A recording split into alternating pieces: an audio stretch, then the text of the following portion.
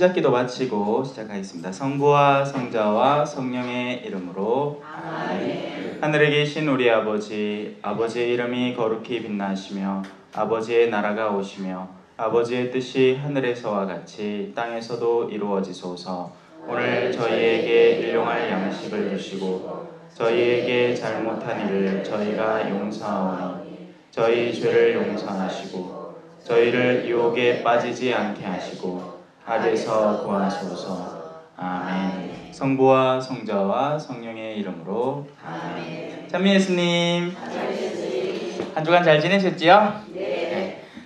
오늘 이 시간에는 이제 새로운 전환점으로 이제 들어서기 시작합니다. 제일 처음에는 기초를 깔았다고 본다면 첫 주, 첫 달, 우리가 지금 4, 5, 6월 달을 연이어서 하고 있죠. 저한테는 너무나도 좋은 기회입니다. 왜냐하면 여러분에게 꾸준히 이어지는 무언가를 전해드릴 수 있거든요. 물론 한 달의 기간도 적은 기간은 아니에요. 4주라는 기간은 참으로 기나긴 기간이지만 좀 부족함이 있습니다. 그래서 한 달 동안 우리는 기초를 깔았고 그 뒤에 그 다음 한 달 동안에는 우리가 일상적으로 접하는 어떤 부딪힘 속에서 어떻게 깨어져야 되고 벗어내야 할 것들에 대해서 열심히 가르쳐 드렸습니다. 이번 달 동안에는 이제는 뭐 해야 되겠습니까? 기초 깔고 나서 깰 걸 깼습니다. 자를 걸 자르고 끊을 걸 끊고 이전까지의 그런 죄스러움과 어둠에서 이제 벗어났다고 칩시다. 아직까지 좀 힘들긴 해요. 하지만 그렇다고 합시다. 이론상으로. 자, 이제부터는 뭘 해야 되느냐? 로켓도 있죠. 로켓도. 3, 2, 1 하고 이제 막 올라서는 거예요. 이제 위로. 예, 이제 올라서는 겁니다. 그 올라서는 가운데에서 가장 첫 단계로는 이제 모범이 드러나는 거죠. 왜냐하면 우리는, 제가 물론 이 강의를 말로 합니다. 하지만 말만이 아니에요. 무슨 말이냐면 적어도 저는 이 매주 제 시간 전에 꼬박꼬박 나와서 이 강의를 준비하는 모범을 보이고 있죠. 헐레벌떡 뛰어올 수도 있잖아요. 그죠? 이러고 나왔네. 자, 성부 이렇게 할 수도 있지만 그렇게 안 하고 미리 사전에 딱 와서 여러분들보다 훨씬 더 일찍 와서 준비를 같이 하고, 물론 저보다 훨씬 더 일찍 오는 저의 모범이 되는 신자분들도 계시지만 그럼에도 불구하고 이렇게 꾸준히 우리는 많은 것들을 단순히 말로 가르치는 게 아니라 삶으로 가르칩니다. 사실 많은 부모님들이 실패하는 부분이 여기에요. 자녀들에 대해서 권위로 가르치려고 합니다. 그래서 권위를 갖고 싶어 하는 것이기도 하고요. 왜냐하면 권위라는 건, 권력이라는 건 그런 거예요. 일단 그 자리에 올라서고 나면 이전에 내가 고생하던 삶에서 벗어날 수 있고, 그리고 그럼에도 불구하고 예전에 그런 일을 반복하지 않음에도 불구하고 여전히 같은 권위를 바탕으로 명령할 수 있게 되는 거죠. 그게 권위라는 겁니다. 자, 간단하게 뭐부터 살펴볼까요? 대학생의 권위. 대학생은 더 이상 고3 시절을 겪을 필요가 없어요. 하지만 대학교에 일단 통과해서 들어갔기 때문에 이전처럼 고3 생활에 그 아침 일찍 일어나고 밤늦게까지 공부하는 생활을 하지 않더라도 나는 일단 대학교 안에 들어와서 선을 넘은 사람이기 때문에 고3에게 충고해 줄 수 있겠죠. 그런데 실생활은 어떨까요? 이 고3은 그렇게 아침 일찍 일어나서 밤늦게까지 고생하고 내면이 그렇게 곧 시달리고 괴로운 사람인데, 이 대학생은 대학교 들어오자마자 완전 완전 엉망으로 살아요. 삶이 완전 엉망진창이야.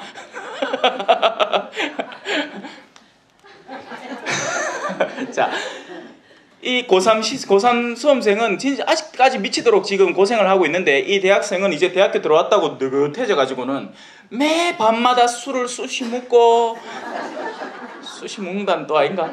매 밤마다 술을 엄청스럽게 마셔대고 친구들하고 놀아나는데 고3 앞에 떠 와갖고는 공부 그래 하면 안 돼! 하는 거예요. 그것도 비비 꼬인 말로 술 반쯤 채가 공부 그래 하면 안 돼! 자, 그 고3이 그 대학생의 말을 들었을 때 그 말이 먹힐까요? 두 가지가 있습니다. 권위에 충실한 사람이라면 그 대학생의 권위에서 우러나오는 말이니까 그 권위 때문에 받아들일 거예요.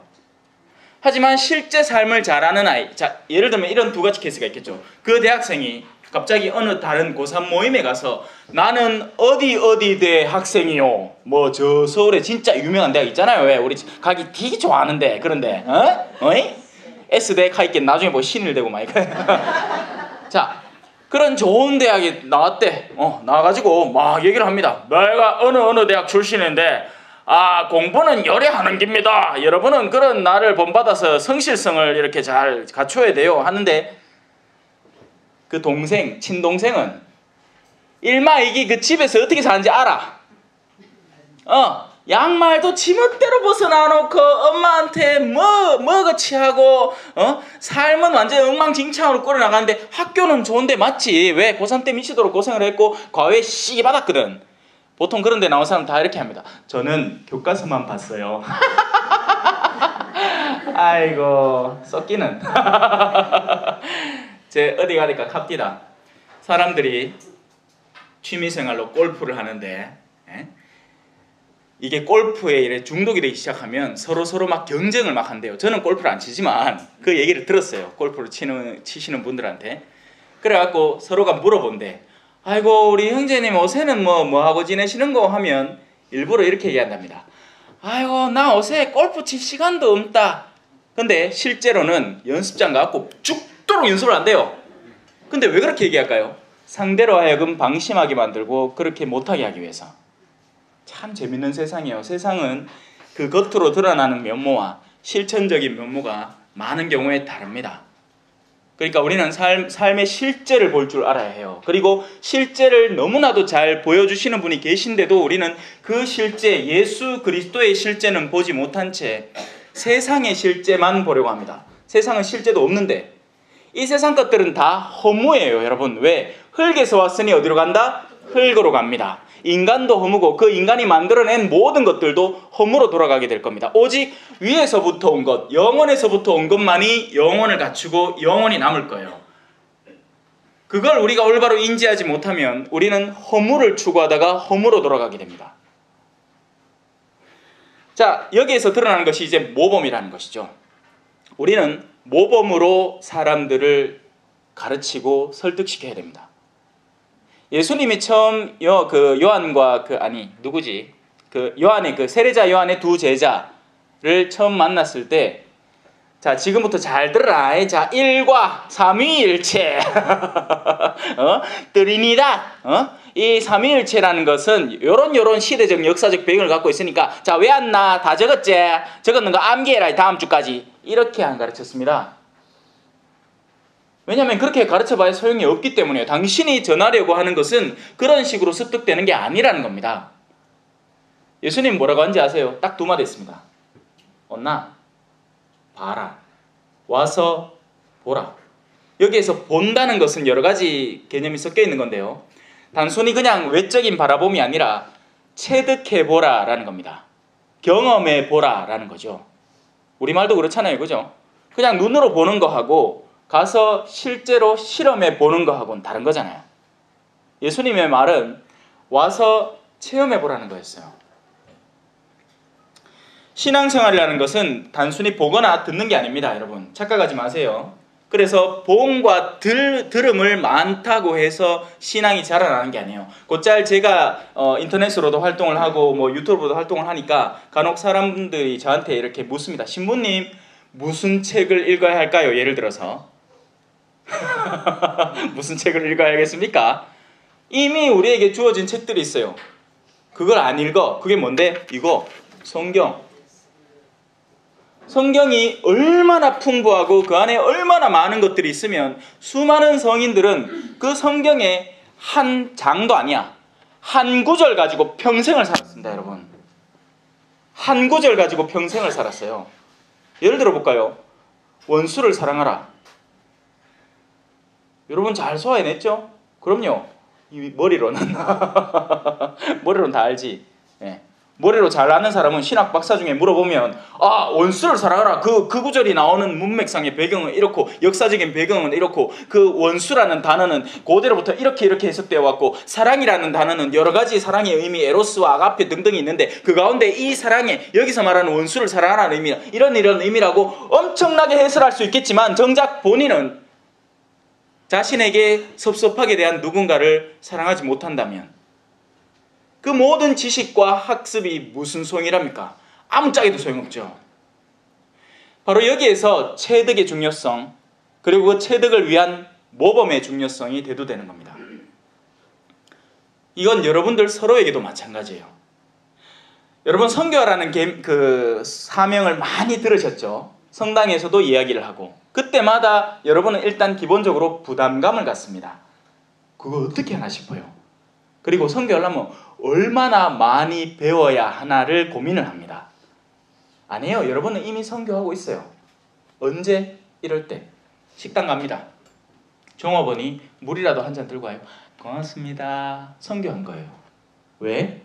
그러고 나서 여러분들이 왜? 종업원은 자기의 일상 중에 수없이 많은 사람들을 만납니다. 어이 요새 개그 프로에서 하나 나오대. 에? 누가 종업원 부르는데 어이 합니다. 무슨 개 부르듯이 그러고 엄청 재촉을 하면서 자기한테 서빙을 해달라는 거지. 조급하게 보면 바쁜 거 아는데도 사람이 식당 안에 열 테이블이 있고 거기에 거의 다 찼는데 종업원은 한 두 사람이나 한 사람밖에 없는데 얼마나 바쁘겠습니까? 그러면 그걸 감안을 해서 그죠? 배려를 할 줄 알아야죠. 근데 돈 냈다 이게야. 내가 돈 냈다 이게야. 오라는 거지. 빨리 안 오면 죄송합니다.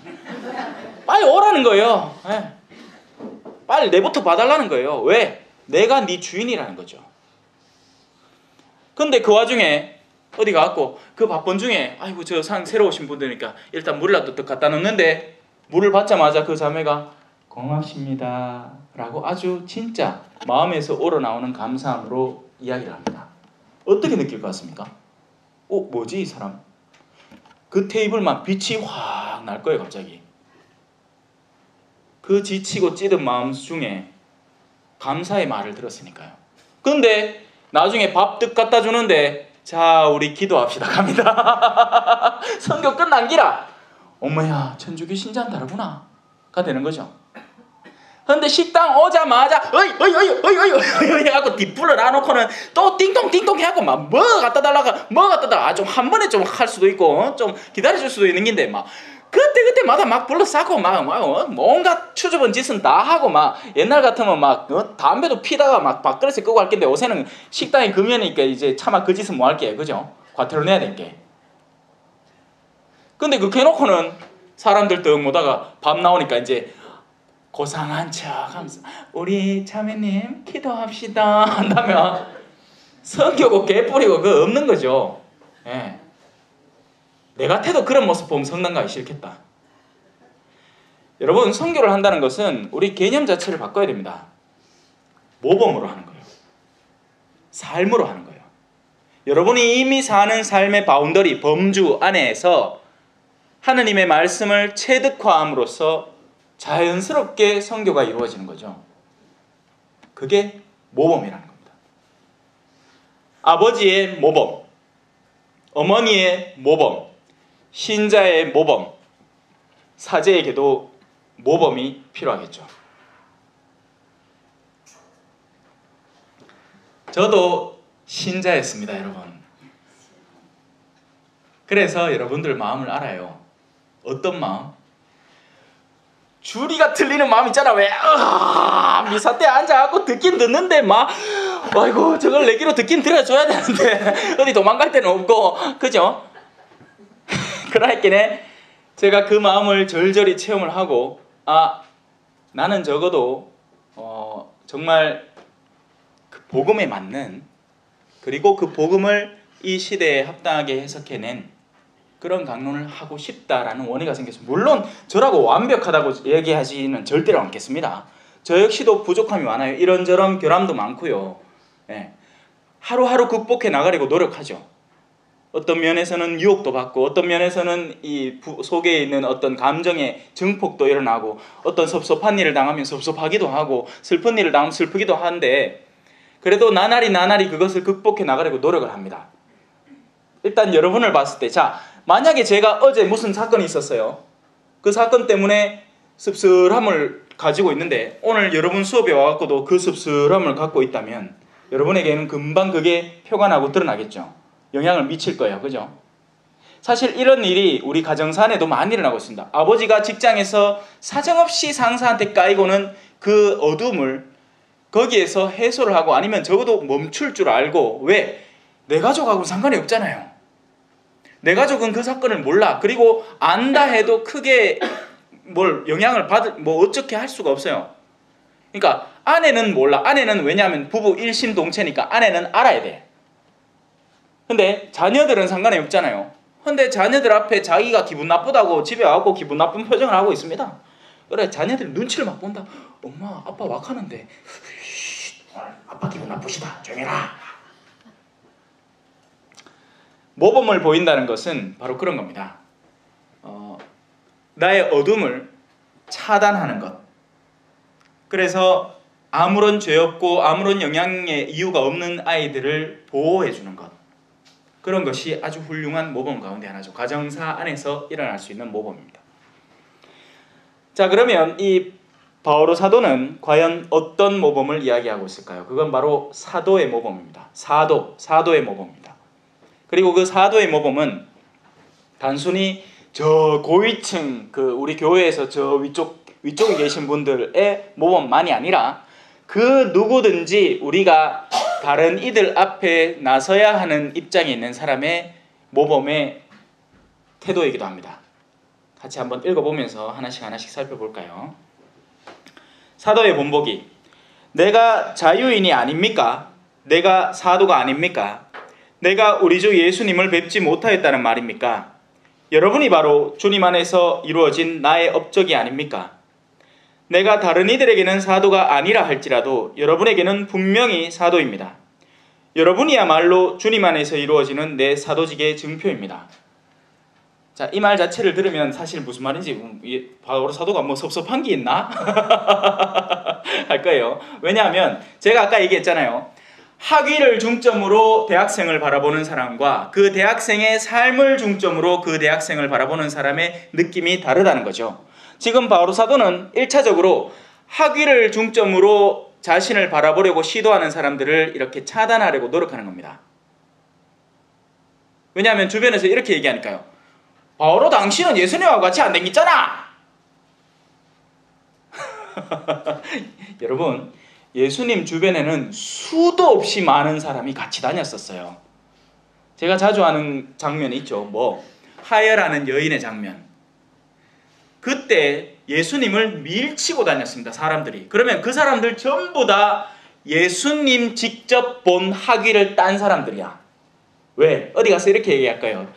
예수님이 완전히 십자가에 못 박혀서 완전히 너덜너덜해져 있을 때는 아무 관심도 없을 게야. 근데 이 사람들이 나중에 예수님이 부활하셨다 하고 예수님의 그리스도인의 위치가 막 엄청 극대화되기 시작하니까 이렇게 얘기하기 시작합니다. 내 예수님 안 돼. 내 예수님 안 돼. 내 그 예수님 산상설교하는 수업할 때 내 그 같이 앉아 있을 때. 혹시 하나 나중에 여러분들 중에 내 마신모님 안 돼! 할지도. 저를 실제로 안다면 저를 안다고 할 이유가 없습니다. 왜냐하면 여러분의 삶 자체가 저의 징표가 될 것이니까요. 무슨 말인지 아세요? 바로 사도가 이렇게 얘기하는 거예요. 여러분이 바로 주님 안에서 이루어진 나의 업적이 아닙니까? 어떤 여러분 말이죠? 예수 그리스도를 알게 되었고 그분의 삶을 본받아서 살아가려고 노력하면서 주변의 따스함과 온유함과 친절함과 또 기회가 닿는 대로 예수 그리스도를 선포하려는 내적 영역을 갖춘 사람들 말입니다. 그 사람들이 제 수업을 들은 사람이에요. 그냥 제가 수업을 하는데 같은 자리에 앉아 있었다고 제 수업을 듣는 게 아니라요.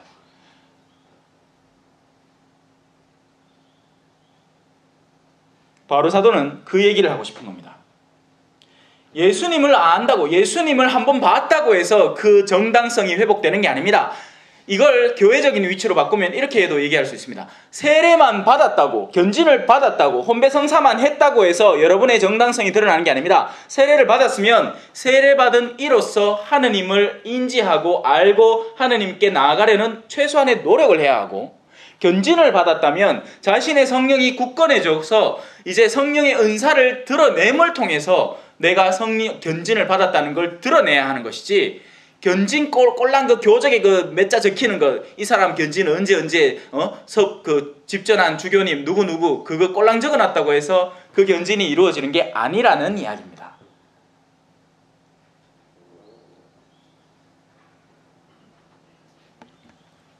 우리는 예수 그리스도를 체득해야 되고 그분의 가르침을 끌어안아서 나의 몫으로 삼아야 됩니다. 그렇게 될 때 우리는 예수님과 연관이 될 수 있다는 거예요.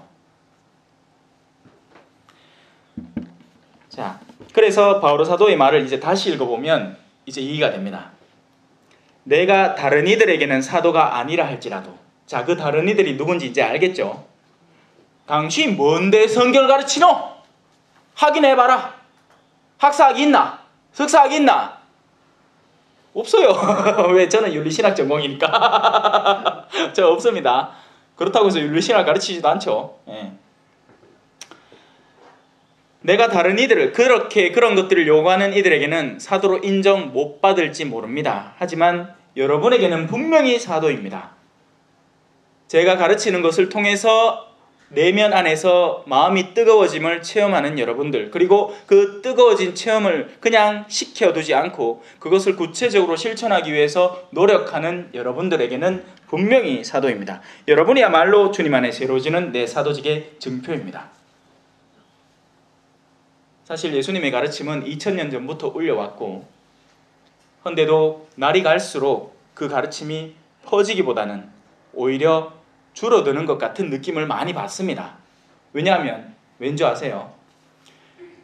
꼴뚜기 한 마리가 어시장을 망칩니다. 미꾸라지 한 마리가 맑은 개울을 흐려버려요. 그러면 그 흙탕물을 만들어내는 미꾸라지 한 마리 밖에 없을까요? 아니에요, 여러분. 그 주변에는 송사리도 있고 가재도 있고 흙탕물을 만들지 않는 미꾸라지도 있고 많아요. 진짜 많아요. 다만 우리 눈에 드러나는 흙탕물과 우리 눈에 드러나는 그 흙탕물을 일으키는 미꾸라지가 잘 보이기 때문에 그렇게 느껴지는 것뿐이에요. 교회는 지금까지 그렇게 지내왔습니다, 여러분. 교회 안에는 튼튼한 신앙의 밑바탕을 지닌 어르신들이 있습니다. 성모당 와보이소. 비 오는 날에 성모당 와보세요. 신자 없을 것 같죠? 있습니다. 발로 신앙생활을 하는 어르신 신앙인들이 계속 있습니다. 절대 무시 못합니다, 여러분. 아이고 저 할매 뭐 알겠노? 네 저런 데나 쫓아다니고 아이고 저런다고 신앙생활 잘하는 긴 줄 아나? 예, 그분들은 적어도 발로 뛰는 인내와 구체적인 실천의 신앙이 존재를 합니다. 그러면 당신은 믿음이 있다는데 실천이 없는 믿음을 나한테 보여주십시오. 이거 제 말이 아니라 누구 말이죠? 야고보 사도 얘기입니다. 나는 삶으로 드러나는 내 믿음을 증명해 보이겠으니 당신은 그렇게 고상한 좋은 책을 읽어서 얼마나 많은 영성서적을 읽고 얼마나 많은 그런 고상한 체험을 했는지는 모르겠지만 당신이 실제적인 삶 안에서 드러내는 신앙을 나한테 보여달라는 거죠. 그래서 우리 교회는 쉽게 안 무너집니다. 쫄지 마세요. 이런저런 일들이 많고 이런저런 그 사건들이 생겨날 수 있죠. 곳곳에서 인간은 완벽하지 않으니까. 하지만 우리 교회의 그 방향성, 우리 교회의 그 거룩함은 여전히 굳건합니다, 여러분.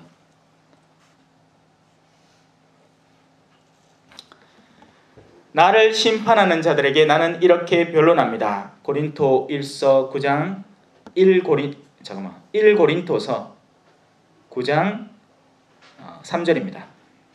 나를 심판하는 자들에게 이렇게 변론합니다. 뭔가 바오로 사도가 지금 자기 앞에 누군가를 두고 있어요. 물론 편지글을 쓰고 있기 때문에 자기 직접 눈앞에 누군가를 두고 있다는 게 아니고 자신을 적대시하는 세력을 마주하고 있다는 겁니다. 그리고 그 적대시하는 세력이 어떤 얘기를 하고 있고 바오로 사도는 그에 대해서 변론을 지금 시작하는 거예요. 살펴보면 흥미진진합니다. 무슨 얘기를 할까요? 바로 사도가 먼저 얘기합니다. 우리는 먹고 마실 권리가 없다는 말입니까? 자, 그러면 그 반대편에 누가 서 있을까요? 이런 사람들이 서 있습니다. 먹고 마시면 어떡하냐? 왜? 뭘 근거로? 복음을 전하는 것을 근거로 먹고 살 수 없다고 이야기를 하는 거죠. 아직 감이 잘 안 잡히실 거예요. 여러분, 교회 안에는요 참으로 재미난 사람들이 있습니다. 가난에 미친 사람들이에요. 이 사람들은. 예수님은요 균형 잡힌 사람이었지 무조건 물질적으로 가난한 게 장땡이다라고 하신 분이 아니에요. 여러분, 착각하지 마세요. 예수님은 균형 잡힌 사람이었어요. 사람 안에 숨어있는 탐욕이 중요한 거지, 탐욕이 있느냐 없느냐, 자선을 베풀 내적인 의로움이 존재하느냐 아니냐, 그것을 구체적으로 실천하고 있느냐 아니냐가 중요한 거지, 무조건 부유하다고 해서 무조건 다 죄인이다는 절대 아닙니다. 헌데 간혹 가다가 소위 뭐 평신도 신학자니 누구니 해서 교회 안에서 어떤 가르침을 전하려는 사람 중에 무조건 가난해야 된다고만 이야기하는 사람이 있어요. 그건 굉장히 위험한 생각입니다, 여러분. 그러면 우리는 부유함 안에서도 의로움을 추구하는 수많은 사람들을 완전히 무시해버리고 심판해버리는 계기가 돼요. 아니, 우리 대구교구만 봐도 그렇잖아. 이 계산동 얼마나 나름 소위 있는 성당입니까? 범어동. 그러면 그 사람들이 다 죄인입니까? 아니에요, 여러분. 그렇지 않다는 이야기죠. 자, 더군다나 이 바오로 사도는 물론 그럼 부유함이냐 가난하냐 이 문제가 아니라 이걸 얘기하는 겁니다. 나는 복음을 전함을 통해서 그 복음을 전하는 것을 바탕으로 나의 가장 기초적인 식생활을 해결을 할 수 있다라는 이야기를 하는 겁니다. 왜냐하면 그거 자체가 죄가 아니니까요.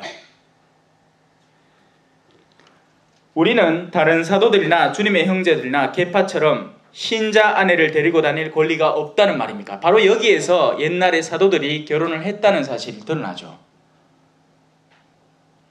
이 결혼의 여부는 신법은 아니고 인습법이에요. 그러니까 역사를 통해서 내려오면서 우리 교회에 무엇이 더 합당할까를 가늠하면서 교황님이 최종적으로 지금부터는 이렇게 하자라고 내린 결정인 거죠. 물론 교황님이 혼자 하신 결정이 아니에요. 교회의 여러 수장들이 이 상황이 돌아가는 모양새를 보면서 최종적으로 그렇게 결정을 한 것이고, 그 뒤에 서품을 받는 이들은 기본적으로 거기에 수긍을 하고 우리도 그렇게 살겠노라고 결심을 하는 거죠. 하지만 그 자체가 신법이라고 할 수는 없습니다. 다만 지금의 시대에 가장 적합한 것이라는 거죠. 물론 안타깝게도 지금의 현대 우리 한국의 가톨릭 신자들은 신부가 결혼 안 하면 큰일 날 끼라. 왜? 결혼이라도 안 하기네 기본적으로 존중해주고 있거든. 근데 여러분 한번 물어봅시다. 혼자 살면 혼자 사는 것과 부부로서 모범적으로 사는 것, 둘 중에 뭐가 더 힘들 것 같습니까? 후자입니다, 여러분. 후자예요. 혼자 살면요 아무도 안 건드려요. 그래서 더 하느님께 열중할 수 있고 더 다른 이들과의 그런 그 풍만한 사랑의 관계를 맺을 수 있죠. 하지만 24시간 살 필요는 없어. 잠깐만 만나서 열심히 도와주면 됩니다. 그리고 남은 시간은 내 고독 속에 머물면서, 사제는 외로운 사람이 아니고 고독한 사람이어야 됩니다. 이 두 단어는 완전히 다른 두 단어예요. 외로운 사람은요 같이 하고 싶은데 못해가지고 혼자 있는 사람이고, 고독한 사람은 관계를 벗어날 필요가 있기 때문에 고독한 사람입니다. 이 두 개는 완전히 다른 두 가지예요. 사제는 고독한 사람이어야 됩니다. 그리고 그 고독을 어디 써야 되느냐? 온 동네를 돌아다니면서 술 마신 데 쓰지 말고 하느님을 만나는 시간, 그리고 다시 사람들에게 그 하느님을 전해줄 수 있는 역량을 함양하는 시간에 쓰는 게 맞습니다. 그런데 신자분들이 이렇게 걱정을 하지. 어머야, 신부님 저래 심심하시가 오야겠노. 신부님 예 우리 골프 치러 가이시더. 신부님 예 오늘 저녁에 한잔 하이시더. 아이고 신부님 예 우리 모임 있는데 뭐 딱히 오실 필요는 없지만 신부님 심심하실 텐께 오시소 하고 오만대 떼만대 다 끌고 다니면 사제가 고독에 대해서 멀어지게 되고 외로움에 익숙해지게 돼요. 그런 사제는 사제간에 들어오는 게 짐스럽습니다. 왜? 썰렁하거든. 근데 고독에 익숙한 사제는 비로소 자기 방에 들어오는 게 쉼을 찾아 들어오는 길이 됩니다. 자, 이건 사제에 대한 이야기고요. 부부는 어떨까요? 부부가 원래는 쉼이어야 돼요. 근데 그걸 누가 파괴하느냐? 자기들 스스로 파괴하고 있어요. 우리는 언제나 편하고 안락함을 추구하는 게 일상이거든요. 그래서 사제들도 마찬가지지만 사제도 육적으로 편안함과 안락함을 추구하면 정도에서 벗어나서 옆길로 새고 엉뚱한 길을 탐하게 되지만 부부도 마찬가지입니다. 여러분, 부부의 다름은 하나님의 축복이에요. 곧잘 우리 이혼사유 찾아보면 다 뭐라 적어놨는지 아십니까? 성격의 차이라고 적습니다. 근데 그 성격의 차이 때문에 결혼을 하는 거예요, 원래는. 그걸 극복하고 나면 나중에 부부 생활이 정말 다채로워지고 황홀해집니다. 나에게 없는 어떤 영역을 오늘 이 사람은 나에게 어떻게 선물해 줄까가 되니까. 나는 집에 누워있고 싶은데 아내는 오늘 산책을 가자 해요. 그렇게 해서 내가 의지적으로 그 사랑에 동조를 하고 같이 산책을 가줍니다. 그렇게 느끼는 색다른 영역의 발견. 이러한 것들이 이제 노년생활의 부부가 여전히 자신들을 서로 사랑하는 그런 아름다운 관계로 훌륭히 다져지는 계기가 되는 건데 이걸 산산조각 깨놔버립니다. 결혼은 미친 짓이라느니, 나이 60 넘으면 결혼을 해야 한다느니, 아직도 극하고 멍청하게 사냐고 빈정대지를 않나. 왜? 훌륭하게 사는 두 부부가 셈이 나니까. 별 희한한 의견들이 다 있어요. 여러분은 절대로 속아 넘어가지 마십시오. 그런 세상의 속삭임에. 자, 우리는 다른 사도들이나 주님의 형제들이나 계파처럼 신자아내를 데리고 다닐 권리가 없다는 말입니까? 있다는 이야기예요. 이 권리는 그때만 유효한 게 아니라 사실 지금도 유효하다는 이야기입니다. 다만 우리는 교회의 결정을 존중하는 것이고 교회 가장 수장의 결정, 만약에 지금 프란치스코 교황님이 오늘부터 신부님들 결혼할 방법 찾아갖고 서로 결혼하세요 하면 끝나는 얘기이기도 해요, 어떻게 보면. 근데 그게 아직도 이루어지지 않고 있다는 것은 아직까지는 우리가 그런 삶의 형태를 유지하는 것이 필요하기 때문입니다. 그건 자발적인 포기인 거죠. 자, 또 나와 바르나바만 따로 벌이를 하지 않아도 되는 권리가 없습니까? 자, 바오로 사도와 바르나바는 그러니까 다른 사도들은 가는 곳에서 알아서 챙김을 받고 먹고 살았어요. 그런데 바오로 사도는 특징적인 점이 있었습니다. 뭘 했느냐면 천막을 만들었어요. 따로 일을 더 했다는 거죠. 그렇게 일을 해서 뭐 했을 것 같습니까? 당연히 자기 먹을 거 먹었겠지. 왜냐하면 사도라고 해서 배가 안 고프냐? 저도 배고파요.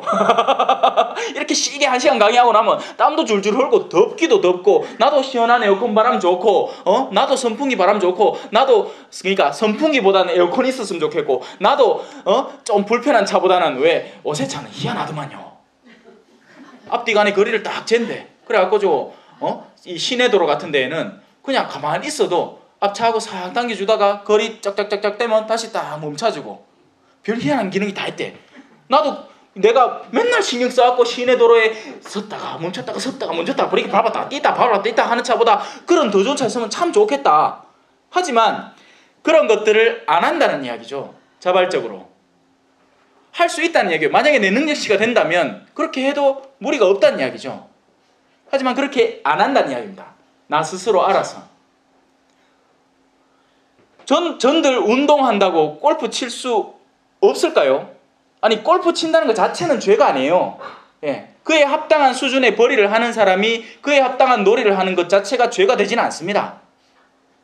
문제는 거기에 합당하지 않은 사람이 그걸 할 때 죄가 되는 거고, 저는 제가 생각을 했을 때 제가 사목해야 되는 수많은 신앙인들이 여전히 그 범주하고는 상관없이 여전히 제 중간층은 골프하고는 상관없는, 특히나 이 한국이라는 동네에서는 그게 약간은 이렇게 사치의 계열로 넘어가기 쉽기 때문에 그건 저 위에 계신 중요한 분들이나 하는 거고, 저는 의지적으로 하지 않겠다는 겁니다. 그건 제가 결심하는 것이지, 제가 그걸 결심하고 여러분에게 드러내는 것이지, 그걸 하느냐 안 하느냐 그 자체로 뭐가 죄가 되지는 않는다는 거예요. 그걸 한다고 해서. 헷갈리죠? 헷갈립니다. 지금 이 주제는 모범이에요. 바오로 사도는 자신의 모범을 드러내는데, 그 모범을 드러내기 위해서 자신이 어떤 모범을 실천적으로 드러내고 있는지를 구체적으로 짚고 있다는 겁니다. 아내를 가질 수도 있는데 나는 안 가진다. 뭔가를 얻고 취할 수 있는데 그걸 취하지 않는다. 그리고 오히려 안 해도 되는 노동을 내가 하면서 내 밥벌이 정도는 내가 한다. 그게 바오로 사도의 모범이 되는 거죠. 자기가 비용을 대면서 군대에 복무하는 사람이 도대체 어디 있습니까? 우리나라에 있죠. 우리나라는 의무복무제라서, 때로는 자기 장구가 뭐 망가지고 이러면 그때 보급이 제대로 안 나오면 자기가 샀어야 돼요. 물론 요새는 돈을 좀 준다 하대요. 모르겠습니다. 구체적으로는 이제 갈수록 변해가겠죠. 이제 종전이 선언되고 나면 이런 군인들의 복지가 더 향상될 겁니다. 우리가 아직까지는 전시 상태였기 때문에 국가가 부를 때 우린 갔어야 됐고, 신학생들도 다 가요. 신학생 다 군대 갑니다. 저도 갔다 왔고요. 자, 포도밭을 만들고서 그 열매를 먹지 않는 사람이 어디 있습니까? 양떼를 치면서 그 젖을 짜먹지 않는 사람이 어디 있습니까? 사제는 사제의 직무를 수행을 하면서 신자들로부터 생활의 보살핌을 받을 권리가 있다는 것입니다. 그게 죄가 아니라는 거예요. 그래서 혹자가 이렇게 얘기할 수 없습니다. 신부님, 그런 일은 다 무상으로 해야 되는 거 아닙니까? 아니에요. 그러니까 정당한 삭슬 받아야 마땅한데 무상으로 해주는 겁니다. 근데 어떤 경우에 신자들은 그걸 착각한다는 거죠. 그럼 사제는 도대체 뭘 어떻게 먹고 살아야 하나요? 옛날에 레위 그러니까 지파, 이스라엘의 12지파 가운데 사제지파가 있었어요. 그 사제지파는 레위지파고, 그 레위지파는 다른 지파들이 11조 하는 걸 모아 먹고 살았습니다. 알아서 자동으로 줬어요. 근데 지금의 사제지파는 그런 다른 지파가 알아서 뭘 모아주고 이런 게 없죠. 그냥 자신들이 사목하는 양들이 드러내는 선의를 모아서 생활합니다. 근데 그건 사제들의 당연한 권리인 거죠. 자, 지금 자꾸 이제 이 생활의 어떤 생활 수단이라든지 사제의 생활 수단이라든지 이런 쪽으로 자꾸 관심도가 집중되는 것 같은데, 바오로 사도가 원래 이야기하고 싶은 건 그렇게 정당한 것들도 우리는 의도적으로 하지 않으면서 그 모범을 여러분 앞에 드러낸다는 것입니다.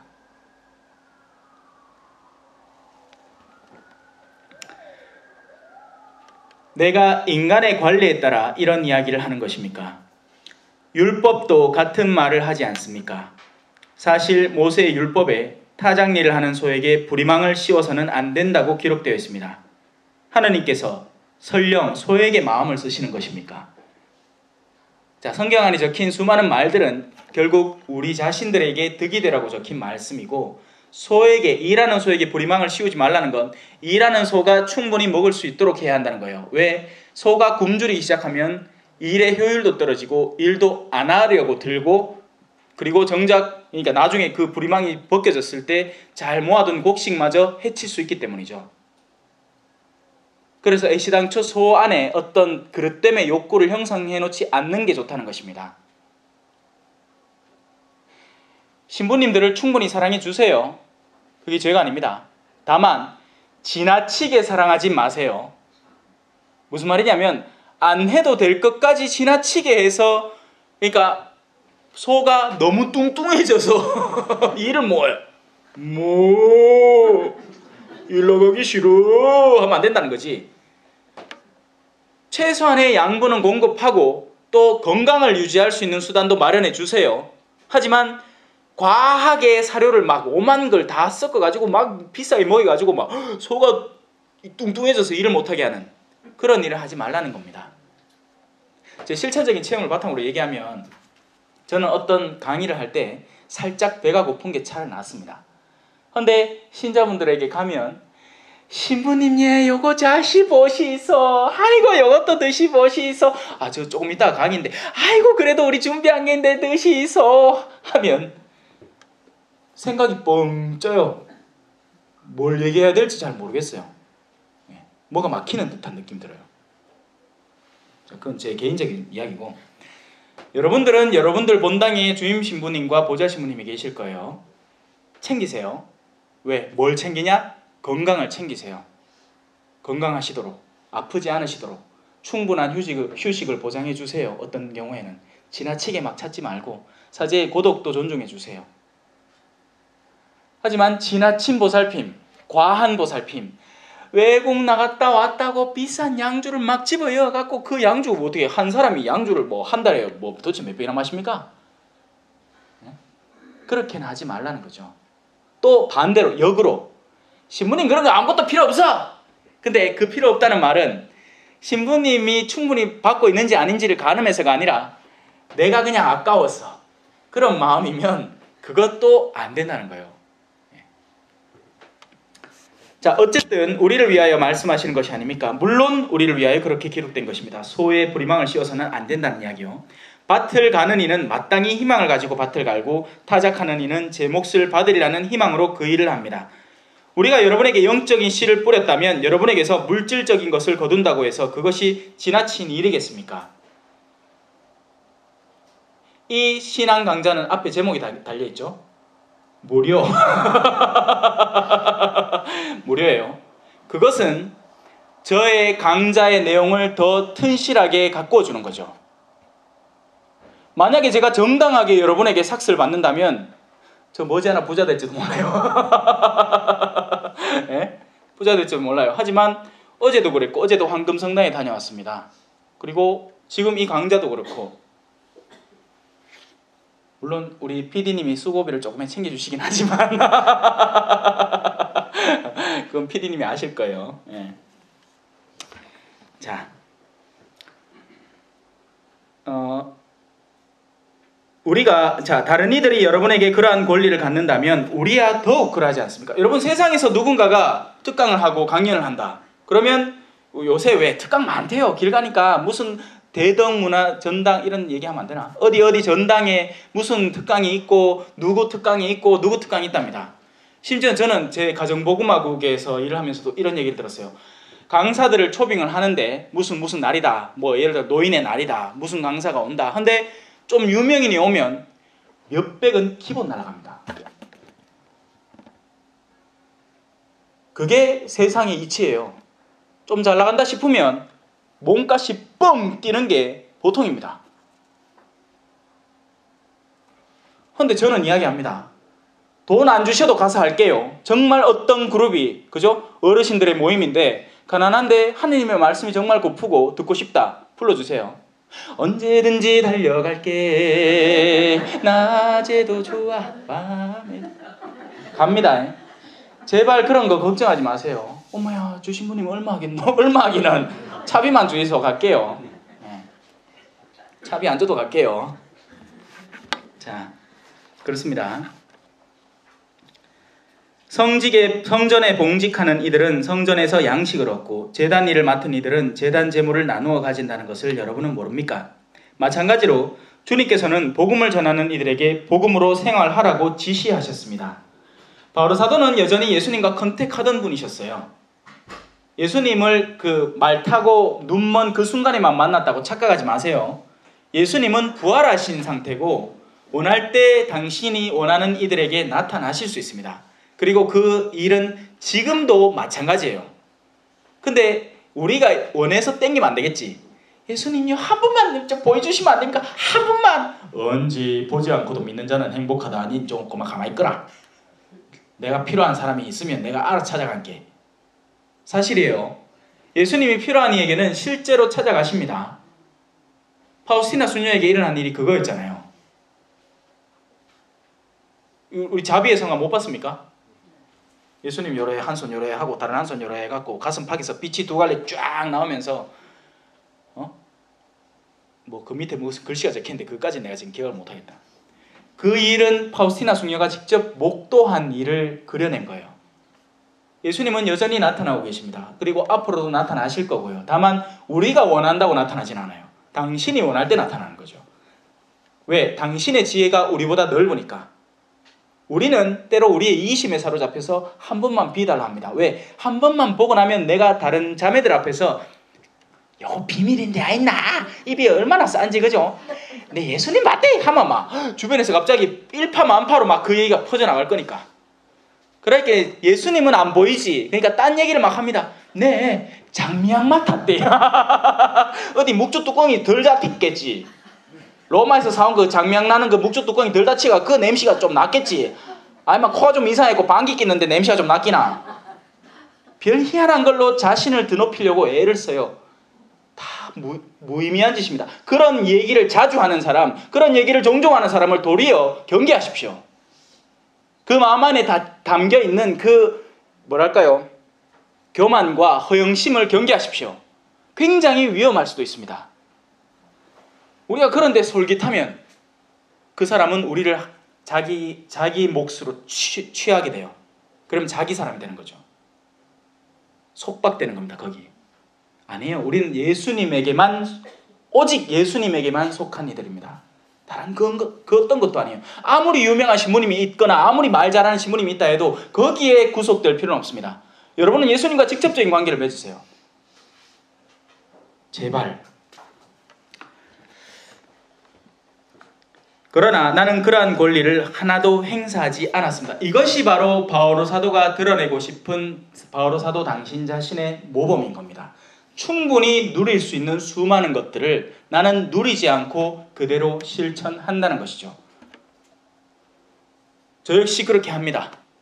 제가 끊임없이 하루하루의 복음을 해설해서 온라인상에 올리는 그 수많은 강론들, 뭐 누가 저한테 아이고 니 그거 한다고 수고한다고 돈 줄 줄 아십니까? 예? 아니에요. 저는 그것들을 기꺼이 여러분과 함께 나눕니다. 왜? 그것이 정말 저 위에 분께서 원하시는 일을 하는 것을 알고, 그리고 저는 사실 이 지상에서 뭘 하는 것보다는 영원 안에서 이루어질 것들에 대한 희망이 점점 커져 나가고 있기 때문에 더더욱이 그렇게 할 수 있습니다. 여기 오면 아이고 신부님 이번 달 또 하시네요 하고 걱정을 해주시지만 저한테는 그게 전혀 걱정이 아니라 오히려 그런 기회가 더 많아졌으면 좋겠어요. 차라리 저한테 그냥 고정으로 한 주 딱 줘가. 매주 그냥 해. 하면 얼마나 좋겠노. 물론 제 멘트가 좀 방송에 적합하지 않아서 걱정이 많으시겠지만, 자, 또 나에게 그렇게 해달라고 이런 말을 쓴 것도 아닙니다. 바오로 사도는요 솔직담백해요. 대놓고 얘기를 합니다. 바오로는 그런 걸 원하는 게 아니에요. 왜? 바오로 사도의 마음도 이미 딴 데가 꽂혀버린 거야. 영원, 자신이 얻지 못하는, 자신이 지상에서 구할 수 없는 어떤 희망을 바오로 사도는 원하고 있는 거죠. 그러느니 차라리 죽는 편이 낫습니다. 그런 거에 목매가지고 뭐 준다 하면 그걸로 쫓아가고 안 준다 하면 그럼 안 갈래 하고 극하는 그런 유형의 사람이 내가 되어버린다면, 그런 사람으로 전락해버린다면, 세상의 유모형한 가치에 속해가지고 나를 거기에 헌신하고 있다면 차라리 죽는 게 낫다는 겁니다.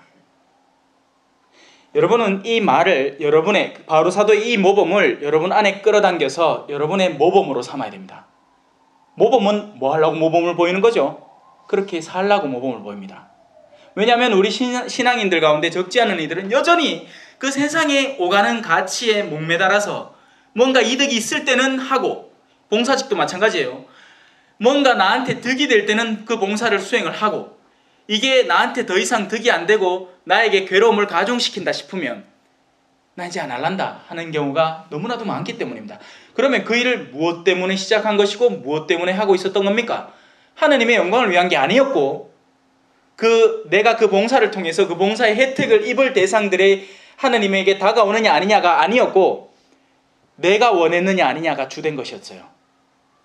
그러니 그것이 끊길 때 자신의 봉사식도 끊기는 거죠. 아무도 나의 자랑거리를 헛되게 하지 못할 것입니다. 전 자랑스럽게 얘기할 수 있어요. 제가 가정복음화국 안에 사는 모든 특강은 전부 다 무료입니다. 아무것도 받지 않아요. 사실은 내가 복음을 선포한다고 해서 그것이 나에게 자랑거리가 되지는 않습니다.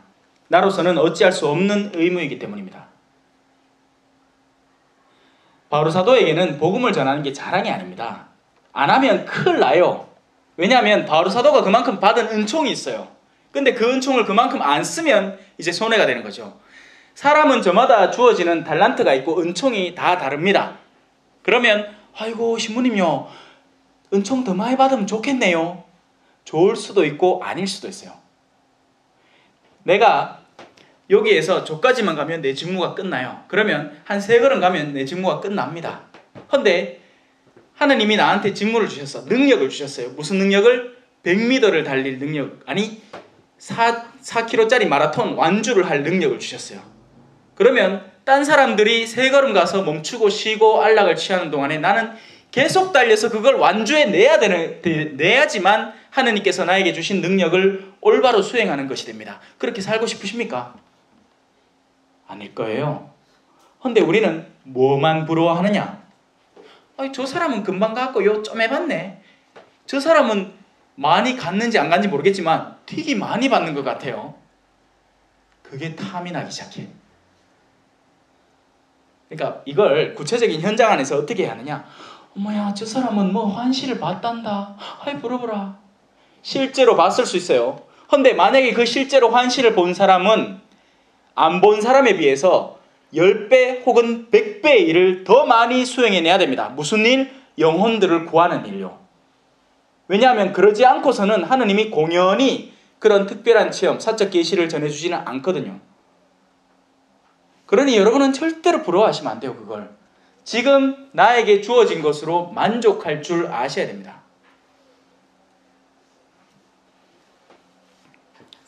내가 복음을 선포하지 않는다면 나는 참으로 불행할 것입니다. 그것이 제가 달리는 이유기도 하고요. 내가 내 자유의사로서 이 일을 한다면 나는 삭슬 요구할 권리가 있습니다. 그러나 하는 수 없이 한다면 나에게 직무가 맡겨진 것입니다. 여러분들은 여러분들의 그 범주 안에서의 직무가 있을 거예요. 한 사람은 교리교사로서, 한 사람은 레지오 단원으로서, 한 사람은 단순히 성당의 일원으로서 최소한의 성당 일만 하면 됩니다. 근데 그마저도 하지 않겠다고 나서기 시작하니까 문제가 생기는 거죠. 그렇다면 내가 받는 삭은 무엇입니까? 내가 복음을 선포하면서 그것에 따른 권리를 행사하지 않고 복음을 거저 전하는 것, 그 자체가 삭시라는 거죠. 여러분 사실요, 물론 복음을 전해서 누군가가 뭔가를 감사해서 무언가 선물을 오늘도 받았다 2개, 예? 요 아름다운 음료수 요거 그래서 일부러 점심 취소하고 요거 먹으려고 지금 작전 중입니다. 이런 것도 받지만 이게 아니고 여러분 사실 복음을 전하는 데는 여러 가지 기쁨이 있습니다. 무엇보다도 영혼들과의 만남이에요. 복음을 전하면 그 복음을 전해받은 이들은 그 복음을 전하는 일을 알아보게 되고 자신에게 있는 것들을 가져와서 저와 나누기 시작하게 됩니다. 그러면 영혼을 만나게 돼요. 무슨 말이냐? 여러분들은 수많은 만남이 있어요. 지금 세상 안에서 예를 들어 직장의 만남을 봅시다. 상사하고 만나죠. 아침마다 미팅을 해요. 그런데 영혼을 나눕니까? 안 해요. 필요한 일을 나누지. 그리고 어떻게 하면 저 상사와 엮이지 않을까를 생각할까요? 왜? 엮이기만 하면 그 상사는 일 줄 생각만 하거든. 그러니까 싫어. 그런데 복음을 전하는 사제는 자신의 영혼을 맡기려고 합니다. 여러분은 그 말의 의미를 구체적으로 실천해 보기까지는 잘 모르실 거예요. 한 대모님이 대녀를 잔뜩 만들어 놨어. 왜? 허영심이 어마어마했거든.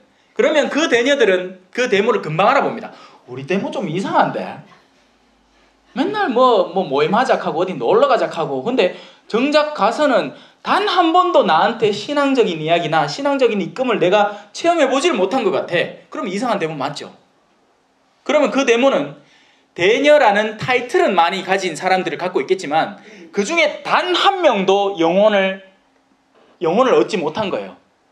나중에 하나님 앞에 손을 폈을 때, 야야, 내가 니를 대모로 삼아서 수많은 영혼들을 니한테 맡겨놨는데 니 도대체 그 영혼들하고 뭐 했노? 한번 꺼내봐라. 아무것도 없는 거예요. 아무것도. 있기는커녕 썩은 물이 막 나오는 겁니다. 뭐? 나의 허영과 나의 교만과 나의 자부심과 온갖 나의 탐욕. 아이고 대녀들 많이 만들어놨으니까 대녀들이 성지순례 갈 때 나는 끼워주겠지 하는 그런 꼬람한 마음과 온갖 것들이 뒤섞여서 이제 막 흙탕물이 막 진흙탕 냄새가 쿵쿵 나는 막 그 냄새가 막 나는 흙탕물이 막 나오는 거예요. 근데 다른 한 대모는 끊임없이 대녀들, 심지어는 자기 문제가 아닌고 대녀들의 문제인데도 끌어안고 우리 대녀가 있나? 이런 걸로 지금 고민 중인데 남편하고 연애할까 말까 고민 중이다. 어쩌면 좋겠노? 아이고 신부님이 내 문제가 아니고요. 우리 대녀가 그렇다 하는데 제가 어찌 도와주면 되겠습니까? 온갖 영혼들의 문제를 자신들이 안고 적극적으로 돕고 서로 화해시키고 일치시키고 다시 하느님의 뜻에 맞게끔 살아가기 위해서 끊임없이 기도해주고 하루에 시간이 부족해 기도한다고. 얼마나 아름다운 대목이겠습니까? 행여 그런 대녀들 가운데 단 하나라도 마음을 바꾸고 다시 남편과 다시 일치가 해서 자녀들이 다시 건강하게 자라고 해서 나중에 대모가 이제 죽을 때 그 옆자리에 또 와갖고 대모님 평안히 가시소. 좋은 데 가실 깁니다. 대모님 아이라스마 우리 가정 봤던 낯을 기라에 한다면 연기 잘하죠? 그 대모는 땡잡게 되는 거죠. 네가 받은 2달란트로 2달란트를 더 벌어왔으니 너에게는 20고를 맡기마. 하느님의 나라 안에도 다스림이 있을 거예요. 근데 그 다스림은 참된 사랑의 다스림이고 그 참된 사랑의 다스림을 할 수 있는 사람은 사랑이 큰 사람이에요.